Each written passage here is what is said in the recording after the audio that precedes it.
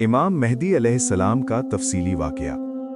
आखिरुज़्ज़मान में जब दुनिया फितनों से भर जाएगी, जुल्म आम हो जाएगा, नाइंसाफ़ी हर तरफ फैल जाएगी और लोग बेचैनी और अफरा तफरी का शिकार होंगे, उस वक्त अल्लाह ताला एक ऐसे शख्स को ज़ाहिर फरमाएंगे जो नबी करीम मोहम्मद सल्लल्लाहु अलैहि वसल्लम की अहले बैत में से होंगे। रसूल अल्लाह मोहम्मद सल्लल्लाहु अलैहि वसल्लम ने फरमाया, मेहदी मेरी औलाद में से होगा, फातिमा की औलाद में से। सुनन अबू दाऊद। इससे मालूम होता है कि इमाम मेहदी हज़रत फातिमा रज़ी अल्लाहु अन्हा की नस्ल से होंगे।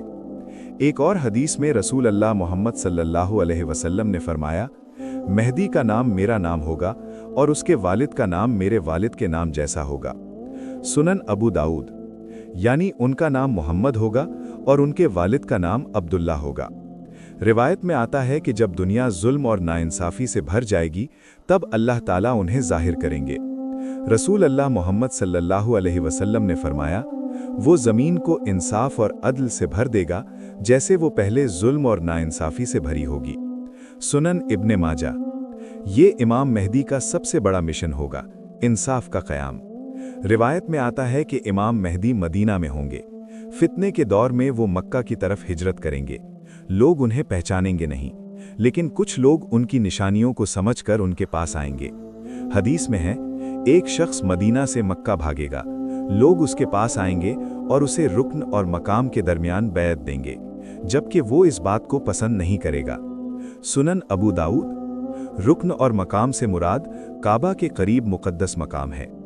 बैत के बाद एक लश्कर उसके खिलाफ भेजा जाएगा, लेकिन अल्लाह ताला अपनी कुदरत का इजहार फरमाएंगे। हदीस में आता है, जब वो लश्कर बैदा के मकाम पर पहुंचेगा तो ज़मीन उन्हें निगल लेगी। सुनन अबू दाऊद। ये एक अजीम निशानी होगी जो इमाम मेहदी की सच्चाई को ज़ाहिर करेगी। रिवायात में आता है कि उनका दौर 7 साल तक होगा। मेहदी 7 साल तक हुकूमत करेगा। सुनन अबू दाऊद। उनके दौर में माल की कसरत होगी, ज़मीन अपनी बरकत निकालेगी, लोग खुशहाली में होंगे, इंसाफ कायम होगा।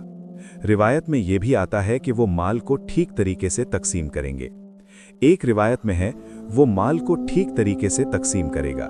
सुनन इब्ने माजा। इस दौर के बाद दज्जाल का फितना ज़ाहिर होगा और फिर हज़रत ईसा अलैहिस्सलाम का नुज़ूल होगा, जैसा कि सही रिवायात में आता है। रिवायत में आता है कि जब हज़रत ईसा अलैहिस्सलाम नाजिल होंगे और नमाज का वक्त होगा, तो इमाम मेहदी उन्हें इमामत की दावत देंगे, लेकिन हज़रत ईसा अलैहिस्सलाम फरमाएंगे कि इमामत आप करें, ये इस उम्मत के लिए अल्लाह की इज़्ज़त होगी। ये तमाम वाक़यात आखिरुज़्ज़मान की बड़ी निशानियों में से हैं।